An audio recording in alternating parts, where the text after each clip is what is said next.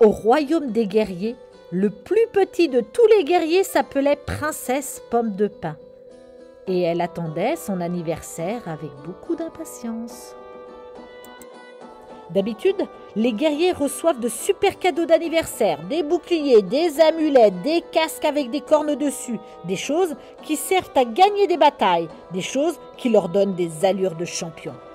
Princesse Pomme de Pin, elle, recevait un tas de pulls douillets. Les guerriers n'ont pas besoin de pulls douillets. Cette année, ce serait différent. Pomme de Pin s'arrangea pour que tout le monde sût exactement ce qu'elle voulait. Un grand un cheval rapide, un cheval puissant, un vrai cheval de guerrier. Et ses parents firent de leur mieux. Mais ils tombèrent un peu à côté. « Je ne peux pas monter ça, dit Princesse Pomme de Pin. Il est trop petit, il est trop rond.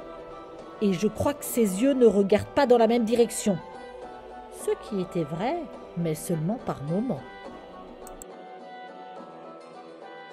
Mais on ne dit pas non à un cadeau d'anniversaire. Alors, elle emmena le petit poney dans sa chambre, où il mangea n'importe quoi et péta vraiment beaucoup.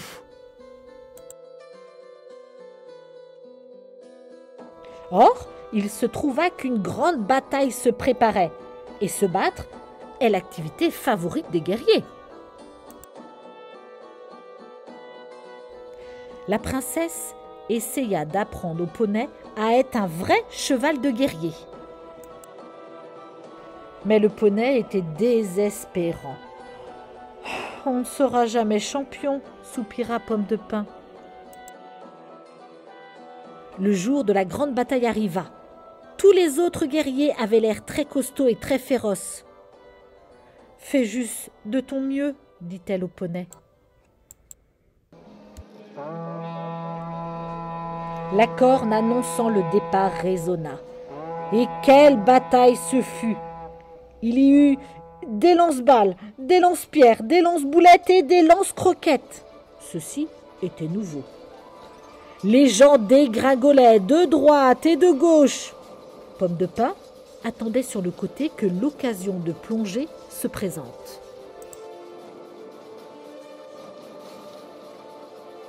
C'est alors qu'Otto le Terrible, le plus méchant de tous les guerriers, chargea droit sur elle. La foule retint son souffle.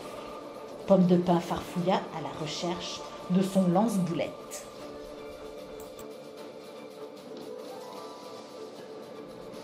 Mais Otto s'arrêta net dans sa course.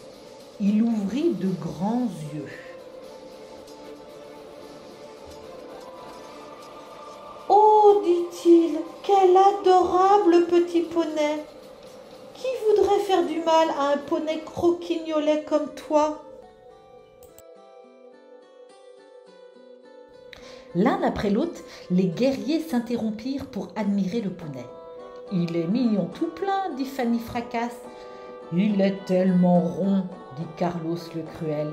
« Oh, on dirait un peu moi, dit l'énorme Éric. » Pomme de Pin était abasourdi, ahuri, atterré.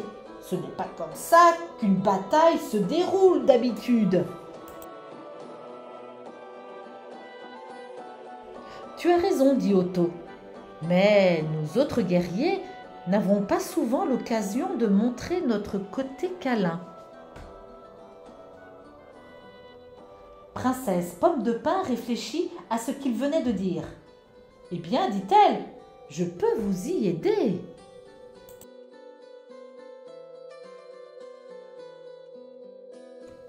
Bientôt, tous les guerriers arboraient leurs pulls douillets. Ils avaient plutôt l'air câlins pour une bande de brutes.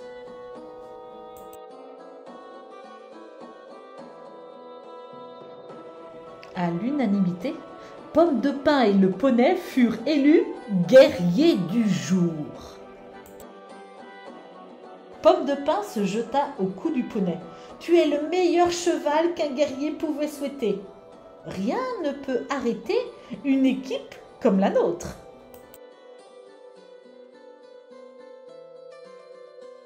Le petit poney était si content qu'il leva la queue et péta. Eh bien, dit Pomme de Pin, on va voir comment on peut arranger ça.